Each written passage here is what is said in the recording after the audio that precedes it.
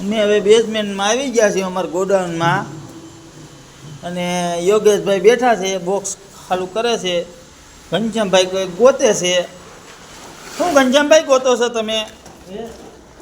પુઠ્ઠા પુઠ્ઠા એને શું કરવાના છે? અને બોક્સ હેઠે મૂકવા ધાબામાં. સરસ જો.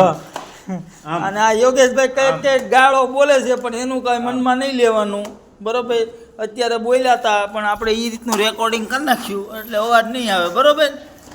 આ મોરજઈના યોગેશભાઈ છે, તો મોરજઈવાળા હોય ને તો આને શેર કરજો. કયું મોરજઈ? સલાડા પાસે આવેલી મોરજઈ, બરોબર?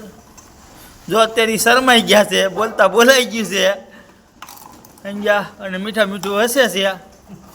ત્યારે જો એ બેંડિયા કાઢે છે. અને આ પેટી શું લઈ આવ્યા યોગેશભાઈ? બતાવો તો ખરા પેટીમાં શું છે. હાલો આપણે આ પેટીમાં જોવી શું છે, બરોબર? પેટી કે ખજાનો લઈ આવ્યો છે. અરે આ તો ધીલ મશીન લઈ આવ્યા. લે સારું છે. લે આ તો સારું છે. આમાં લોટના લીટા કર્યા છે, થૂકના હાંધા માર્યા હોય એવું છે. ટેપ પટ્ટી મારી છે, તૂટી ગયું લાગે છે. અમારા ઘનશ્યામભાઈનું કામ બહુ વ્યવસ્થિત છે. એ ગાળો બાળો કંઈ બોલતા નથી ને એ હમું જોવે જો આમ અવળાવળું કરે.